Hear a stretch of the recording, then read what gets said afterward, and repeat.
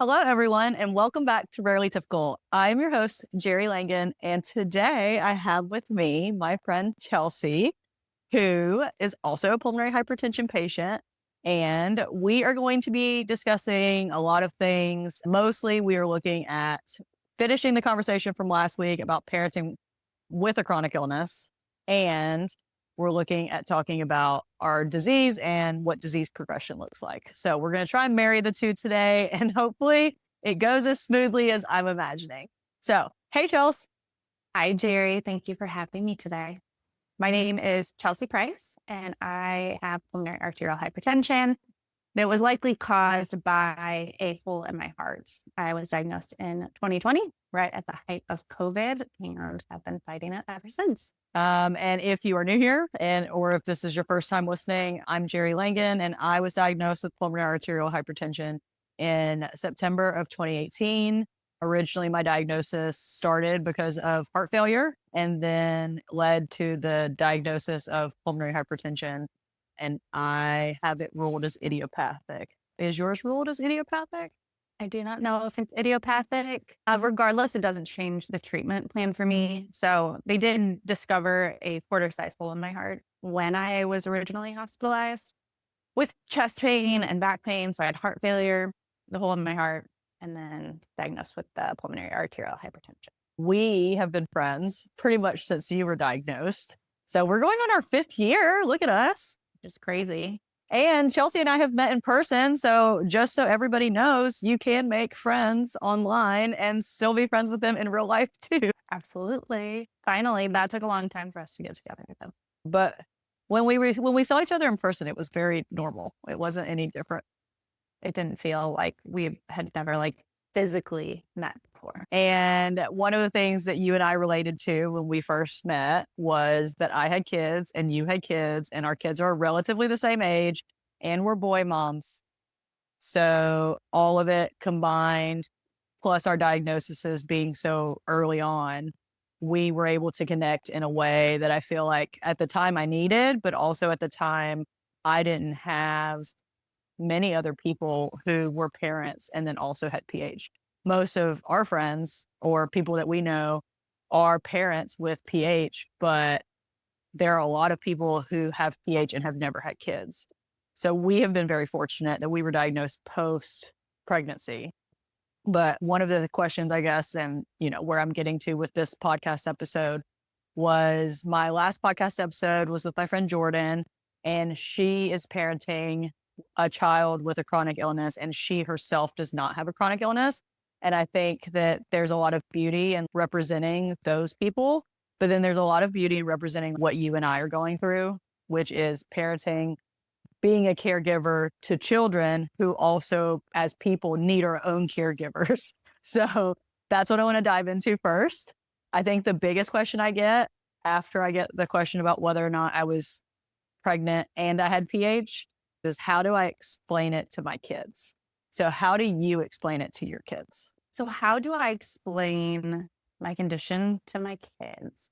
I don't know if I've honestly ever full out said, this is the exact problem, because I don't think that they would fully grasp it. They were also, like your kids, very young whenever I was diagnosed. So they were 2 and 4 when I was diagnosed. I think your boys were like 1. Yeah. Yeah. Like our babies were babies. They were little. So when I was first diagnosed, I can remember my then 4-year-old, Mom, I'm going to bring you an apple because an apple will make you feel better. It's what they've always grown up with, is just, Mom's not feeling well, she's going to go lay down. And so again, it's what they've grown up with.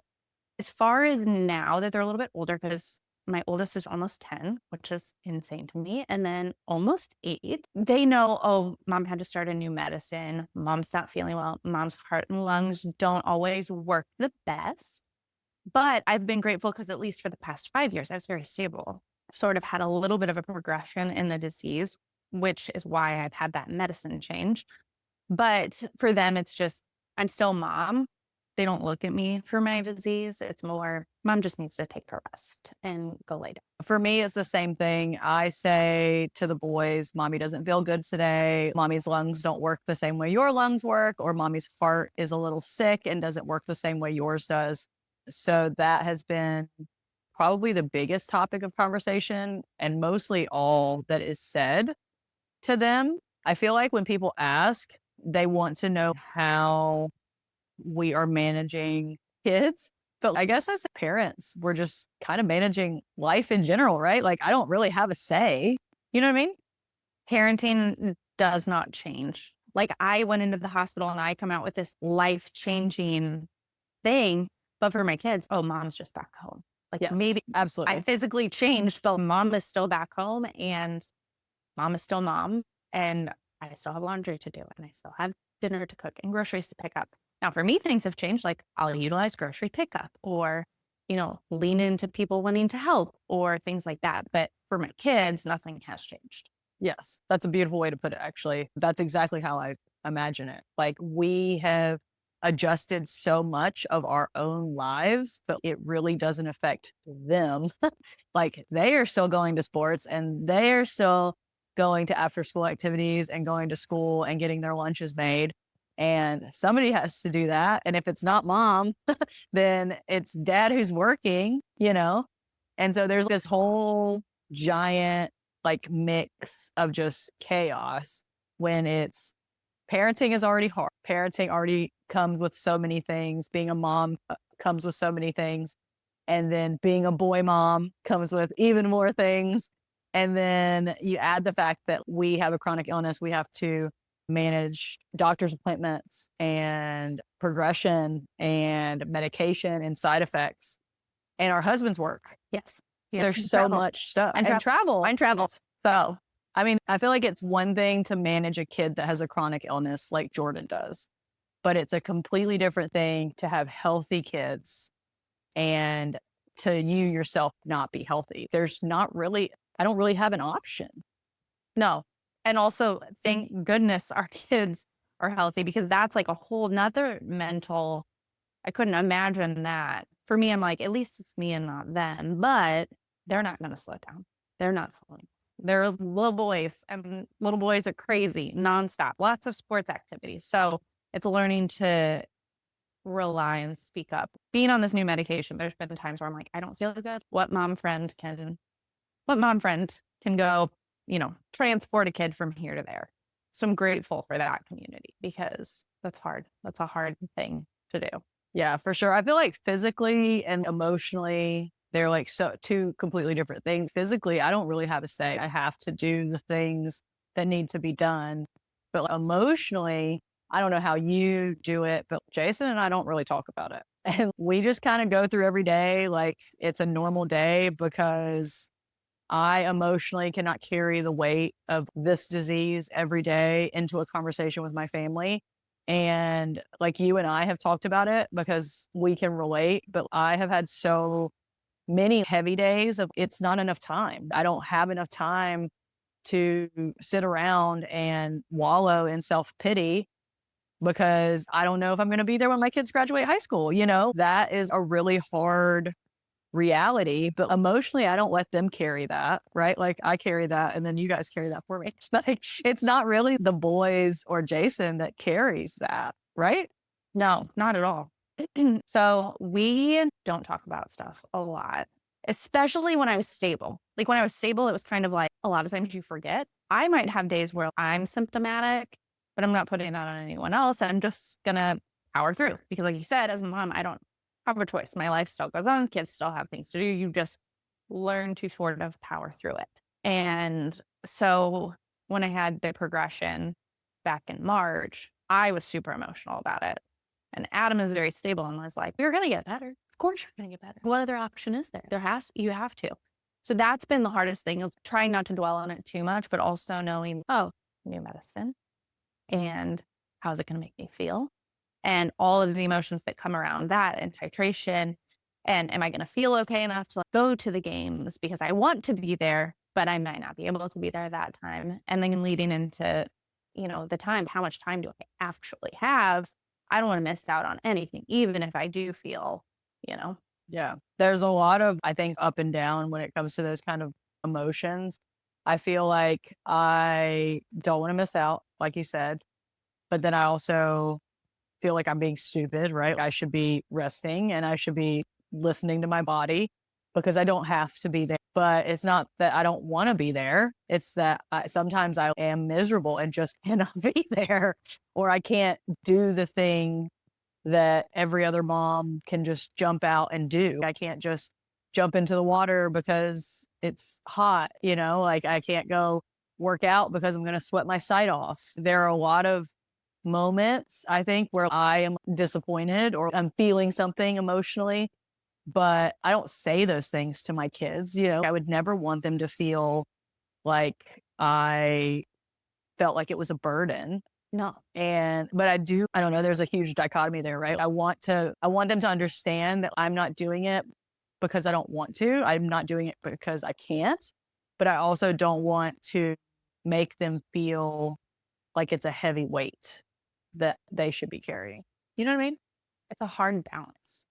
It is a Yeah. super hard balance. And so every year in May, their school does a 5K. I am not doing that. I'll walk part of it with you, and then I'll stop at the checkpoints and let you go the rest of the way. But I don't even know if they've even had that thought of mom doesn't want to do this. I think it's just because your boys were little too. It's what they've always known. So they don't know what they don't know. Yeah, that's true. That's true. I guess the boys are so used to it that it's not a second thought to them. But I don't know, because I know that I used to be able to do that.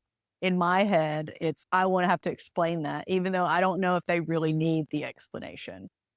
Right. Right. I think as parents, we want to over explain things to our kids. And I don't want them to feel some type of way, but you're right. They probably don't feel some type of way anyway. They're 7. Like, they don't think they care. do. I don't Yeah, think I they don't think they do. care right now. I think one day when they're teenagers and they have questions, like there will be more conversation to be had about it. But for now, we just kind of function the way we have to. But they'll be more mature too and be able to carry more of that. I think back, before I started the medicine and before everything, like we were playing kickball in the backyard. And I was like, I don't know if I should. I'm not feeling the best. And then I do. And then I, nearly pass out. And I don't even think the kids even registered any of it. I was like, are you okay? I'm like, I just need a minute. Can't even answer you, catching my breath. And the kids just went on to play. So I don't know. I guess it's just, they're just used to it. They don't know any different. But I do agree that as they get older, it'll be interesting to see sort of what questions they have. Because I don't ever take that to them and say, this is happening or whatever. I'm like, oh shoot, I forgot to go take my medicine. We talk about that part a lot, but there haven't really been a ton of questions or like more specific questions around what is actually going on. Yeah, that's good. Let's talk about medicines. So I'm on tadalafil, ambrisentan, subcutaneous Remodulin, and clinical trial, so sotatercept, Winrevair, whatever. And you are on Opsumit, Uptravi, and then I just switched over to Adempas. I was previously on tadalafil. okay, so you're on triple therapy. Yes. And in March, you texted me. You're having a little disease progression. I mean, you've had a crazy year and a half in and out of the hospital for blue lips. Your lips are like purple. Yes, nice, like purple colored lipsticks. There's been a doctor change in there. And yes, a lot of in and out, feeling like I was being brushed off, questions about what's going on. And we finally have some answers, which was both great because I got confirmation about what was actually going on, and also frustrating because it'd been 5 years of stability, which was amazing and wonderful. And so it was sort of a little bit of a shock that, okay, it's time to change some things. So tell me what they came to the conclusion of in March. So in March, I had an appointment with my pulmonologist, who is amazing and he is wonderful and very caring and finally listening. But he was really like, okay, I was having night sweats. So I'm like, okay, I'm 37. I don't think this is perimenopause, but maybe it is. Who knows? Menopause. That's what my OBGYN said, but I'm like, I don't know what's going on. So my pulmonologist sent me for so much work, all the blood work, CBC, ProBNP, kidney stuff, liver stuff, hormone stuff, chest x-ray, echocardiogram. I think that was a walk test. I think that was everything. So it came back and then my heart failure enzymes were elevated. which looking back over the past 5 years, realize that they've never fully gone, it's come out of heart failure, but they have never fully gone back to normal. So I had a follow-up appointment with him and he was like, don't like the heart enzymes where they're at. And I don't like part of what I can see on the echo. So I went for a cardiac MRI and he called me.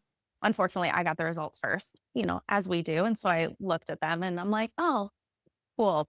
My pulmonary artery was actually larger than it was a diagnosis, which I didn't even tell you that. I didn't even text you that. Larger than it was a diagnosis. And then my ejection fraction of my right ventricle was 28%. Yeah. Ah, Yes. Yeah. So not great. So they didn't even estimate the pressures. And then I think my regurgitation was 36% in the pulmonary valve or something. So it was not great. It not sucked. great. It was terrible. So he called me. This is what's great about this doctor. He called me at 8 o'clock in the morning, clearly right as he got in his office on Friday. The cardiac MRI was on Thursday and was like, and, we're switching meds. And just to backtrack a little bit, at my appointment, he was like, I don't want you to panic. Like, this cardiac MRI is just going to give us all the information that we need in order to make a decision moving forward because you're not feeling well. You don't have energy. Clearly, something has changed. And you've also been battling, what's going on with the blue lips. So he has listened. He also sent me to a rheumatologist just to rule out any autoimmune condition, which thank goodness do not have any. But they still haven't fully figured out why my lips are turning purple. Obviously, heart failure and all of that going on is Obviously. contributing just a little bit. So yes, I was on tadalafil. He switched me to the Adempas, and I have been titrating up. I'm on, I don't know how many weeks it is because I do it every 2 weeks. Every 2 weeks, I increase my dose, but I'm at 1.5 milligrams of Adempas today. That is crazy. I'm shocked. It was not good. I completely panicked because the week after we were taking the kids to the Dominican Republic. And so I'm like, should I even be getting on a plane? What happens if I'm stranded in the Dominican? And him and I, this is what is so great about this doctor. So he called me that morning. That was that Friday. He called me that morning, explained what was going on. And of course, you have so many feelings of what happened at diagnosis of great. I feel like we're back at square one. Things are just as bad. And he was like, you got better for a while. You felt better. Now we just need to switch things up. And if this doesn't work, I have a plan B and I have a plan C. I have plans all the way to Z for us, which made me feel more comfortable and confident in my decision to switch back to him because he's actually listening, which has been great. But yes, did not think I was going to be able to go on the trip. I ended up sending him a very lengthy message on my chart of all the questions that processed through my head the rest of the day. And he called me at 4:30 that night.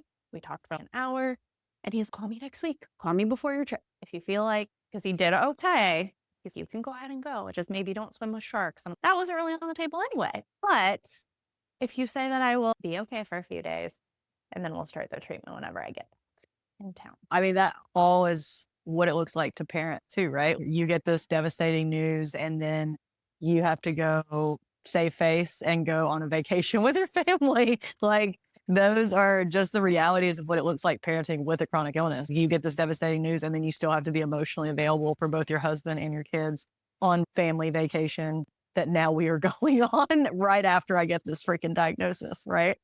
And while I'm Yes. changing medication. Progression sucks, dude. And I remember when you texted me and I felt so bad because I mean, we all grow through different stages of it. We've all been through the trenches up and down at some point, and it just sucks. It sucks to know that we've been stable, thankfully, right, for the last handful of years. And it sucks to be told, like, hey, maybe your disease is progressing, but we know it's a progressive illness. But as parents, right, I've put that in a box and packed it away. And I don't think about that too much because I don't have time to sit and think about that. No, you don't, because it'll just eat you alive. And also, you again, like I forget how sick I am, but then life is still going on. I'm stepping outside to take the phone call with the doctor because I don't want my kids to see me like breaking down completely. And so that's just hard. Like it's hard because you're right. You pack it away. You're not going to think about it because as of today, I feel fine. Like I feel okay. Or I'm going to go get on a plane with my ejection fraction at 28% and realizing maybe I probably shouldn't be flying right now. But also, I don't want to, I was more upset, honestly, I was more upset about the thought of potentially having to cancel our family vacation than I was about the ejection fraction. I mean, obviously, I was like, what the heck? Yeah. But was more I mean, upset about that. And also knowing that I've been so good about take my medicine every day. I was exercising. I walk the dog. I go to sports things. I'm active. I eat good. And still, even still, it progressed. it sucks because I feel most of the time we get this news, right? Or we get this test result, and that's what it looks like. It looks like stepping away, being the patient for all of 5 minutes, and then turning back around and then having to put my mom hat back on and go back out there and take snacks to the kids' freaking baseball game. You know what I mean? I feel like there's so many times where I'm wearing two different faces and I don't know which face I am at that moment because I'm only doing what I need to do to survive. We're in survival mode all the time as parents, but then we're also really genuinely, literally in survival mode as a patient. Yes. Yes. And I think that that part is mentally inside. That's not the like nobody sees that side. They see, oh, it's, it's mom. It's, oh, it's fine. And inside I'm like, ugh, I feel awful right now. Or I'm trying to catch my breath or super nauseous or, whatever the case may be. Yeah. And progression is so interesting in our disease, right? Because it looks different for everyone, but it also happens so fast. And I tell people when I talk about progression, it's like when you gain weight, like you're looking at yourself in the mirror every day and it's something that you don't notice. And then all of a sudden somebody takes a picture and you're like, wow, I've gained 15 pounds and I had not noticed that I'd put on all that weight. It's the same thing with progression. I am short of breath today, but oh, maybe it's because I didn't sleep well last night, or maybe I had too much fluid today.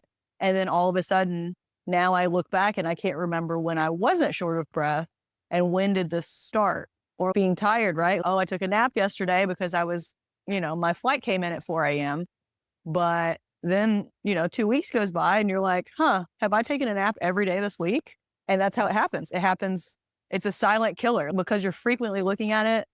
It all happens both slowly and fast. And I feel like it happens the rate of which it's not noticeable. Yes. It's a slow, I'm going to completely butcher this, but it's like the frog in the boiling water. Of if you put the frog in the boiling water, it's going to jump out. But if you put it in lukewarm water and slowly turn it up, the body it sort of adjusts. And that's, I think, how progression is. Or honestly, even the onset of before my initial diagnosis, it was slowly things were getting worse. And I didn't realize how bad it was until I got put on treatment. So this feels like the same thing. Of gosh, I feel like for the past year, I've just slowed down. I'm not as active. I'm not motivated to really work out. I'm not, doing all of those things that I was doing. And then a year later, you're like, oh, maybe it But also wasn't at our age, right? Is it menopause? Are we old? normal. Like we're upwards of almost 40. You know what I mean? And 40 is pretty old. And 40 is not old, gross. Jerry. We're not going there. 40 is not old. You're retracting that statement. Absolutely. I don't think so. But no, I agree with you. Like it's hard. We're at the age where is it age? Is it the disease? Is it, hormones or whatever the case may be? Is it because it's 100,000 degrees and super humid here right now? Is it stress? Is it stress from work or stress from the house or kids' sports activities or a down week or am I getting sick or, whatever? There's so many other questions that go into it. And I don't feel like my first instinct is, oh, it's the pulmonary hypertension. But also, this disease, I feel like even diagnosing it could be 500 other things, but it's this. Yeah. I mean, it's never my first thought. Obviously, this is disease progression because I don't Right. want to think about having a disease that will progress. I want to believe that my condition will stay stable forever. I think it's the reality of realizing that it's not always going to be like this, which weighs heavy on me. And then I feel like I don't want to bring that into my family. I don't want Jason to feel like, oh my gosh, is this going to get worse all of a sudden? I don't want him worrying about it. One of us has to function like a normal person, and somebody has to function well enough for the kids. Like, it's Right. too much. It's a lot. It's a lot. It's a lot. And then also progression when you have friends who progress, right? Like and not just us, like Shanna and Katie, we've all had different instances where we were all like, oh shit. And it weighs heavy on each of us when one of our friends does that, because you realize that could also be you. In a blink of an eye, it could also be you. Yes. Yes. That I think is the hard thing of separating, because I'm very in tune with my friends, I feel like. So if something's happening to them, I'm like, oh gosh. And then I don't want to reflect it back on myself, but then I'm like, gosh, I can. And that's what, when I was progressing, people are like, why? I don't understand. And I'm like, no, it just, everybody's looks different and everybody's treatment looks different. So this new medicine may work great or it may not. And so then they're like, oh, so you're just sort of like testing it out. I'm like, yes, literally everybody just has to test out and figure out what works for them. And that is why this is so hard, because it's not a one size fits all, you know, treatment plan. Yeah, but it is a one size fits all immediate anxiety. Immediate anxiety. It sucks to have to reflect it to yourself, right? But you also have to think, oh, she's been stable as long as I have. Should I be looking at myself? Should I be like reevaluating all of these little things again? And it's so easy to get in your head.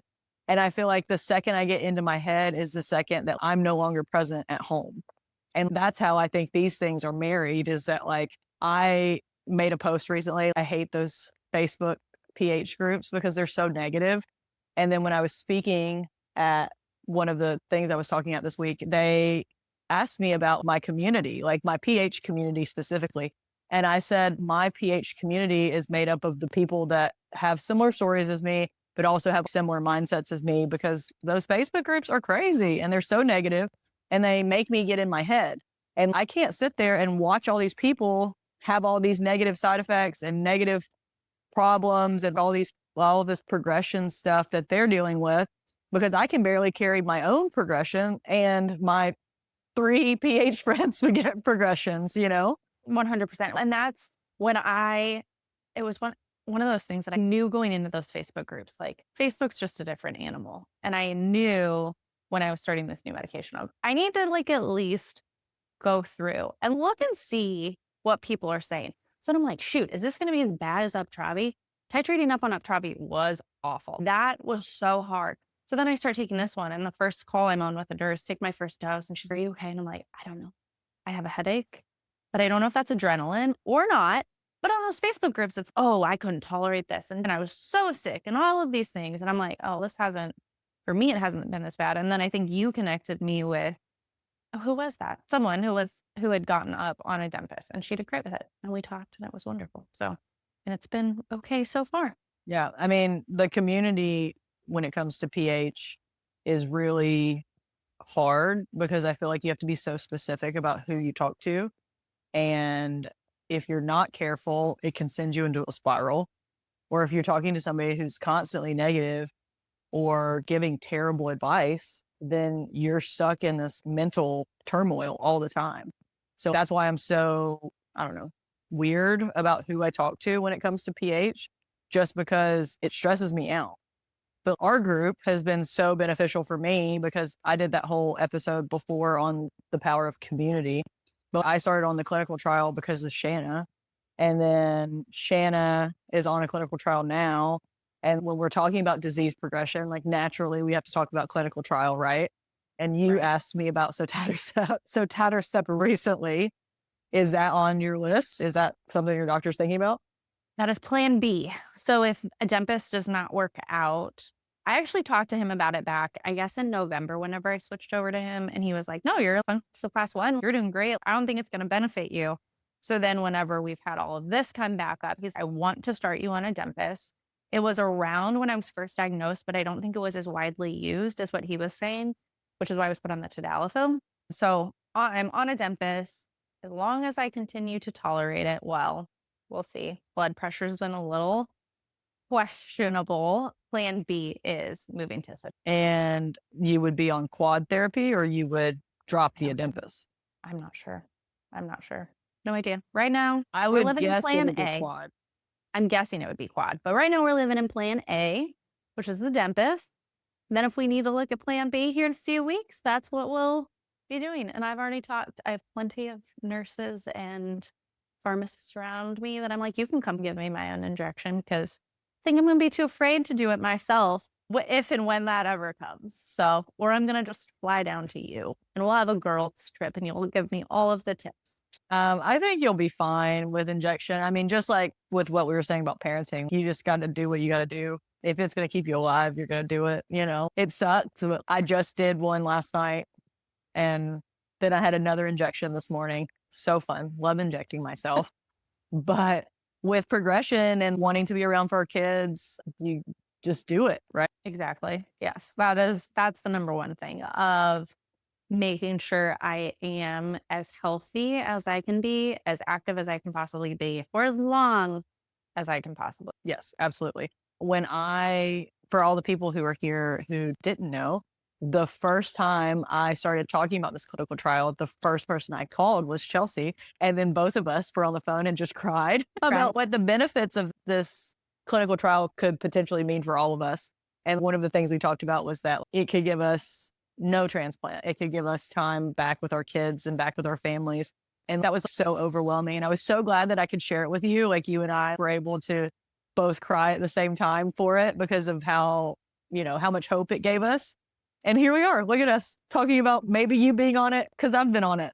Maybe, which would be crazy because when we did talk about it that time, I was like, I got to get on it. I got to get on it. And then, just like too healthy quote to be on it. But I'm so grateful. I'm so grateful that you've been able to be on it. And then, yeah, if and when the time comes that I need to be on it, that's life-changing medication for sure. Yeah, I hope that you don't have to go on it. I hope that this medication that you're on makes you stable enough that you can just be stable for a handful of years before you ever have to think about plan B. But if you have to go on it, I got you. I will help you. Appreciate that. Yes, I agree. Let's just stick with plan A for a while. Yeah, I'm always here for plan A. I don't want to ever think about all the other plans, but we're always thinking about the other plans. Have to. They're always in the back of my mind. Yeah. Next week's episode is with Dr. Moss, and him and I are talking about clinical trials. So tune in for that. And if we're going to give any last piece of advice, Chelsea, what do you got for us? I think honestly, and this was something that you told me like way in the beginning, is always advocating for yourself. And that is something that even still, even after I've had a diagnosis, I look back and while I'm in much more stable hands, I feel like it took me switching doctors, pushing for more answers to all of my questions around what was going on. Even still, 5.5 years later, I am still advocating for myself. So that would be my number one piece of advice. Don't stop. Continue to ask questions. Continue to advocate for yourself to get all of the answers that you need. That was good. I'm with it. So thank you guys for tuning in today. If you liked this episode, please go like the podcast, follow, and I will be back next week for more. Thanks, Chelsea. Thanks, Chair.